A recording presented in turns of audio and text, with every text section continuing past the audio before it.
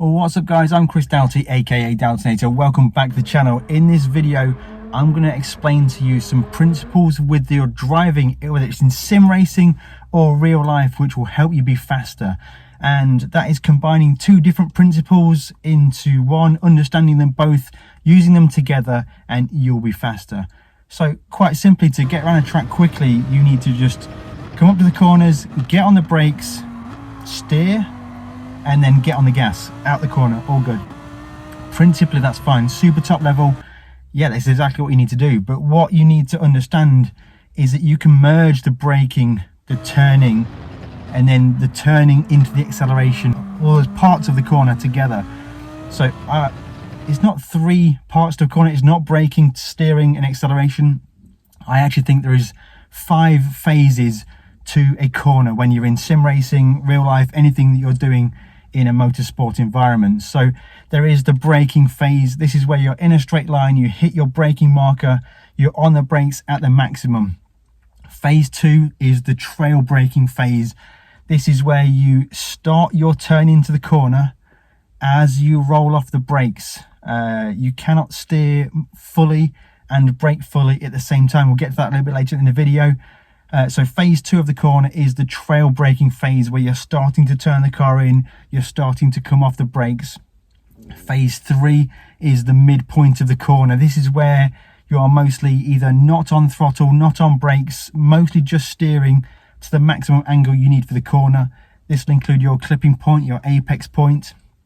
Phase 4 of the corner is the acceleration phase. You've still got some steering lock on, but you're going to start to blend in that throttle to transition from mid-corner to corner exit.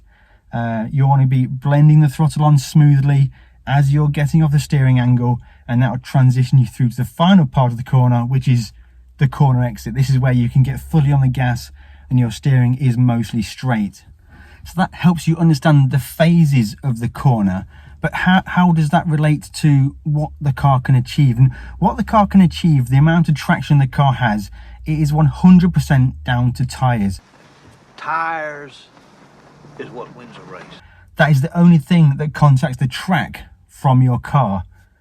There are many things that affect the way the tyres grip, downforce, all those kind of things. They can amplify the grip, but in the broadest level, the key thing to understand, the way to get the most performance out of your car, is to understand the traction circle, or it's commonly referred to as the friction circle. So imagine your car from a top view and then looking at one tyre specifically. Draw a circle, and fully up is the amount of force or friction that your tyre can deal with. Fully back is the amount of force or friction your tyre can deal with in acceleration and in braking. And then you've got left and right. The important thing to understand is that your tyre can only give 100% in any one direction. So 100% forwards, 100% backwards, 100% left, 100% right. That is all the tyre can give. Any more than that and you start to lose traction. That's all good when you're looking at things in isolation.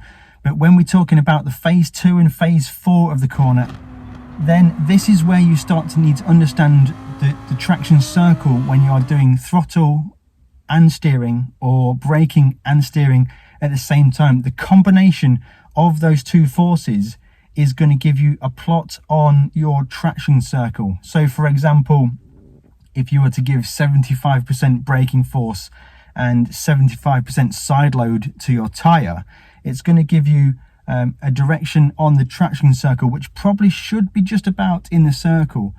But if you were to give 100% braking force and 100% of the force to the left or the right, the combination of those two forces is going to put your overall force on the tyre in that direction outside of the traction circle, and that means you're going to be losing grip. Once you lose grip, the friction will drop and then you start to slide out, either through understeer if it's your front tyres, or oversteer if it's your rear tyres. So this has gone a long way to explaining the principle. In reality, the traction circle is never a perfect circle, and that can vary from car to car, tyre model to tyre model, tyre brand to tyre brand, sim to sim. But the principle remains the same. You cannot get a peak 100% left, 100% forward traction amount. It is always tapering off it is always a round traction oval. Let's call it a traction oval. There are a lot of videos out there explaining the traction circle. I'd highly recommend going and listening and watching to a few of those. There are some great explanations out there, perhaps greater than I've been able to do. And there are also great videos and explanations out there on how to trail brake, how to manage your throttle on corner exits and all that kind of stuff. But the point I'm trying to get across in this video is understanding both of those principles and using them together is what will help you get faster. Using either principle in isolation will help you get faster, but you may not truly understand why it's helping you get faster. Understanding both principles, you'll get an understanding of why you're doing what you're doing, and then you can explore further, push beyond, and really start to get some fantastic lap times. I hope you found this video very useful. It's something quite new. I don't normally do camera pieces. Here I are on my Citroen race car. It's not a race car. If you have enjoyed this video, if you have found it useful, don't forget to hit that like button. Consider subscribing if you haven't already. I'm all about the GT7 content, but I'm very passionate about understanding how to get faster, and that applies in any racing simulation or even in real life as well. So thank you very much for watching. On screen right now, I don't know if I'm going to put it here or maybe I'm going to put it here, who knows where it's going to be, will be a link to a video which you may find very interesting. Thank you very much for watching, and we'll catch you in the next one.